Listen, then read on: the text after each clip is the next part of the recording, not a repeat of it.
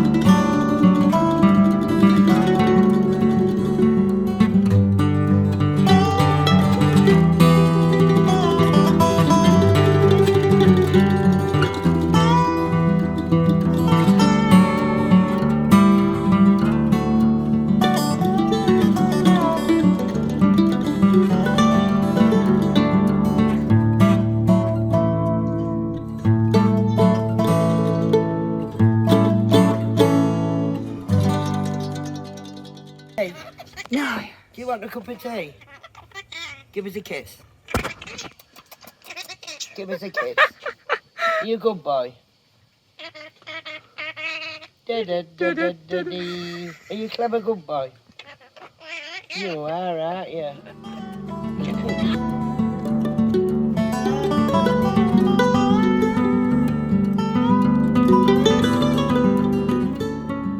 So we're going to do some yarn dyeing. The first thing I need to do is to get rid of the cap, because that's a very bad combination. But it does mean that during this, if there is cat howling, it's because he's been shut out and he hates it. You come in, Jax?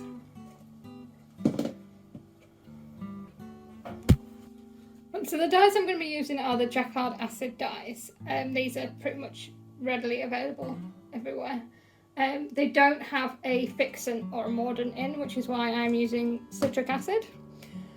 I have some pint pots, some just plastic cups which I mix my dye in, and I have some hot water, as hot as it comes from the tap.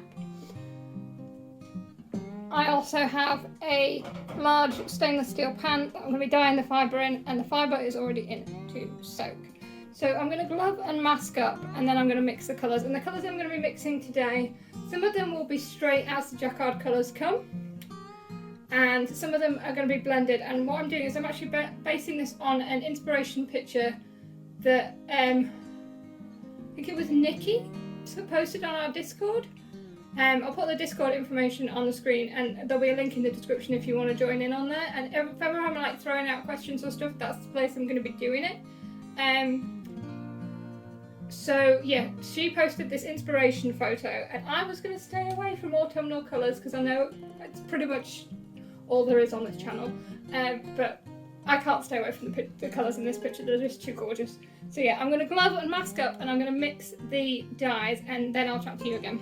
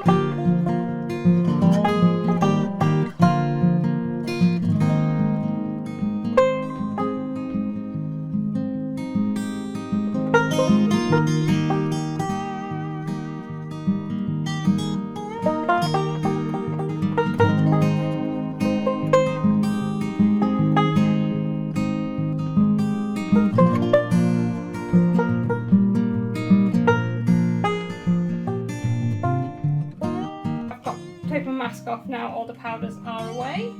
And so these are the colours.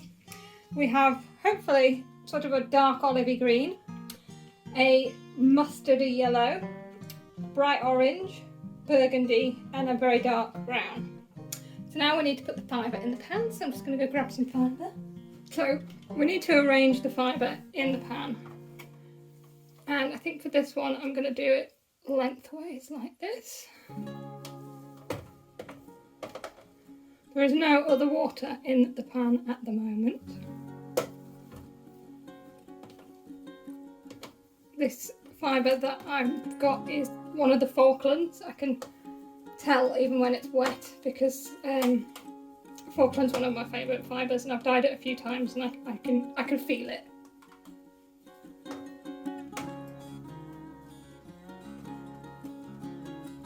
If you can't tell what fibre and you're dyeing up a few different ones, one of the things you can do is just like put a little tag round, or put different colour bits of string and write down what that means. Or just dye the same fibre at a time. So hopefully by laying the fibre this way and by striping the colour this way, I will have short repeats of the colour. So I'm going to start with a bit of yellow. There's no heat at this point.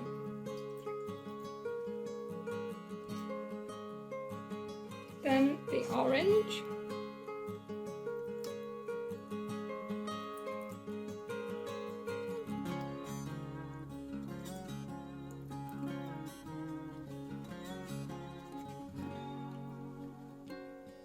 Then the burgundy. The burgundy won't look burgundy when it goes on. It'll look like navy.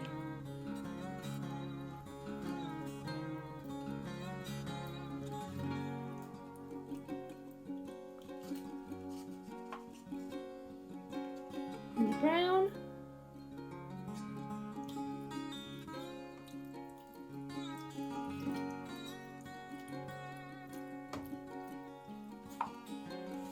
And finally the green.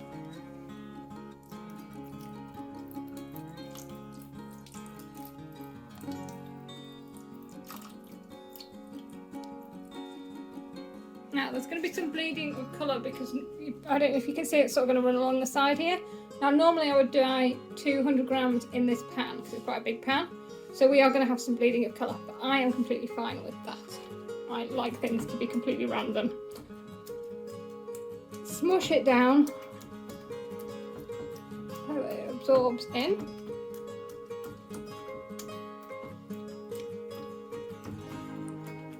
We probably want to twizzle it over as well just to make sure the colour's saturated all the way through. Maybe want a little bit more in some areas.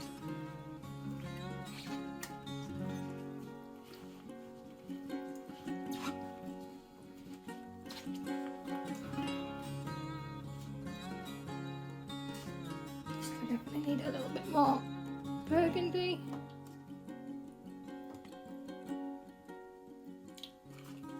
And a little bit more brown.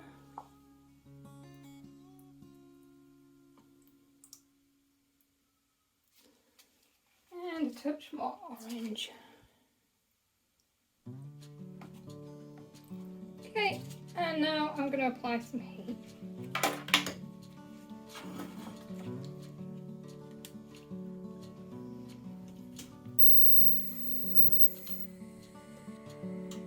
So it's just one burner and it's on its lowest.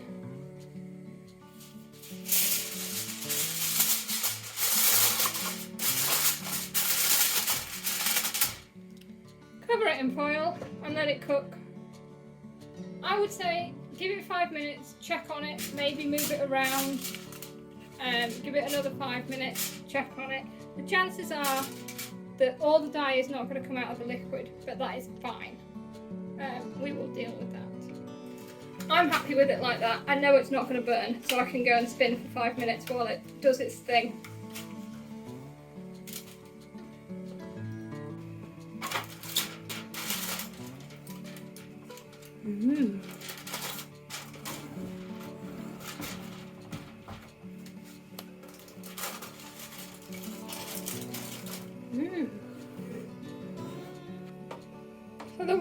middle is fairly clear, but the water on the sides has still got some colour in, which is fine.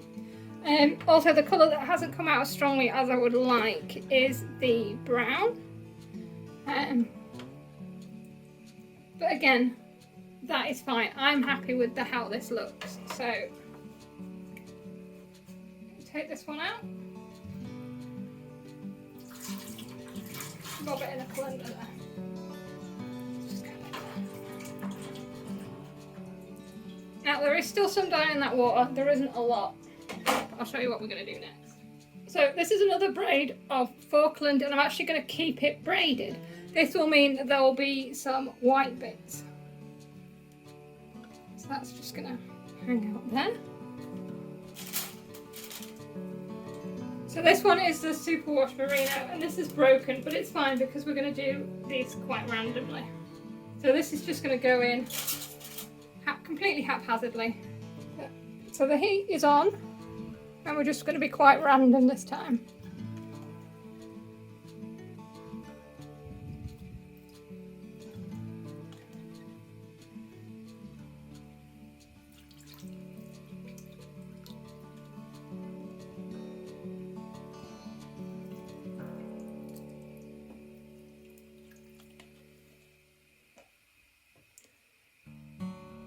I do like to be quite free when I dye fibre. It doesn't really matter what it turns out like.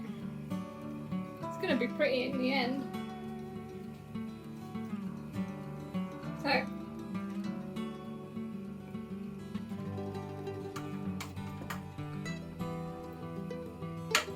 don't really want to duck it down too much.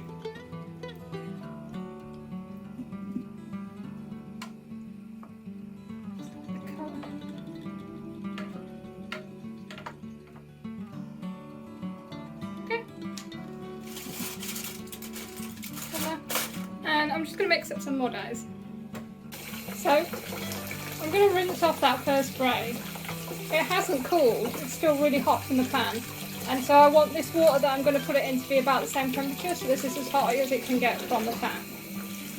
You can let the braid cool and then put it into slightly cooler water so it's not shocked, but as long as you keep the temperatures the same, it's fine. And I'm impatient. I want it done and hanging out to dry. So this I get really nice hot water. And then it's in the colander and it just gets dunked in. There shouldn't be a lot of dye that comes off it, and there isn't. So I'm just mushing it, but not massively. I don't want to like felt it or anything. But I do want to wash out the citric acid. There's some lovely colours in here. Oh, the other side is even better. But yeah, there's not a lot of residual dye. Hang on, you can't really hear me. So I'm just agitating it, but not like massaging it. And there's no dye left on here. That's all fixed in there. So what I'm mainly doing is washing out the citric acid, because that can make it slightly sticky. And then I just find an end, and proper dyers will probably think I'm awful for doing this, but I just sort of squeeze it between my fingers and then run it through to get as much water out as possible. Never had a problem doing this. This will probably be the one time it all felt.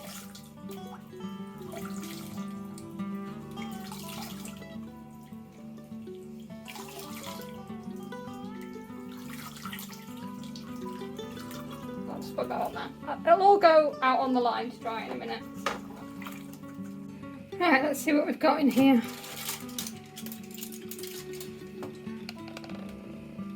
Hello. Ooh, that's rather beautiful. It's all getting very warm.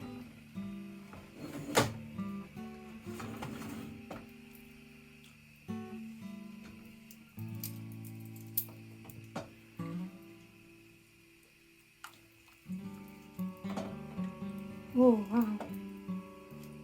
Wowza. There's not a lot of dye left in there at all. Don't know if you can see. Probably just going to give it another 5 more minutes just to cook out this side, just because that burgundy probably wants to go a bit darker. As long as you're giving it like 10-15 minutes, it's going to be cooked. But just keep an eye on it. Yeah, can you see that that's gone a bit darker there?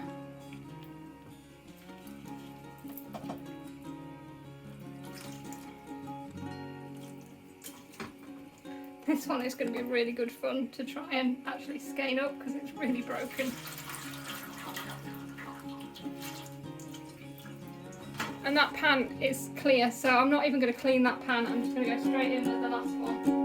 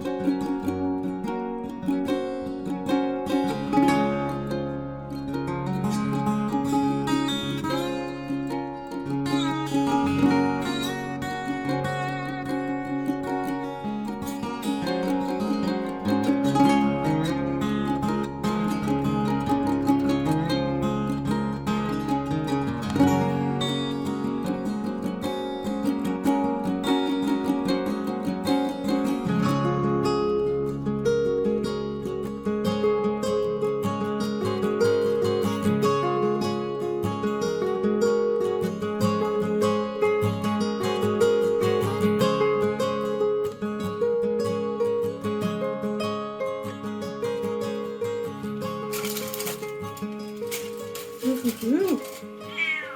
Hello. Right.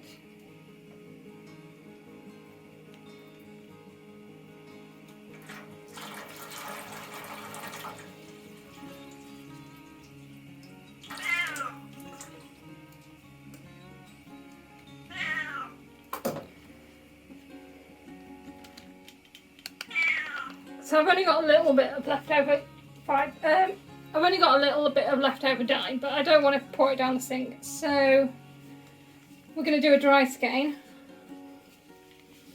So this is a dry skein, it hasn't already been soaked. So the only thing with this is the colours might not penetrate it as deeply, but that's fine. And this is a mixed fibre, it's one of my cheap fluffs. It's from World of Wool.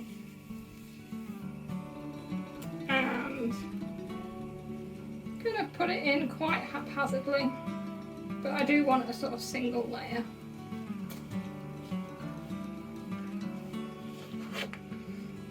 It's going to resist going under the water, that is the other thing.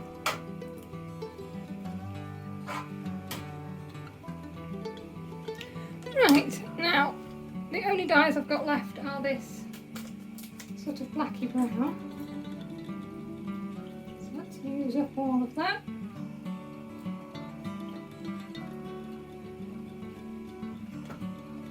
And then there's a bit of burgundy left.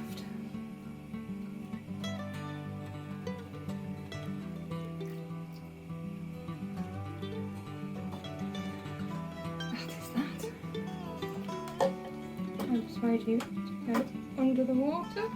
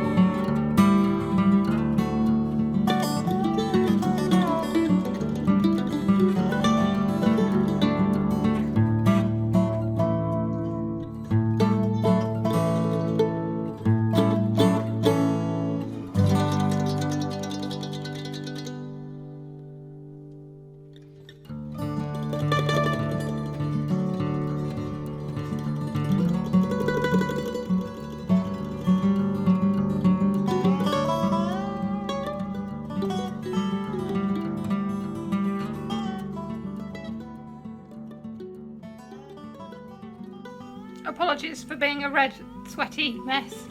I've just finished the dyeing. Oh, it's great fun. Yeah, I hope you're going to enjoy it.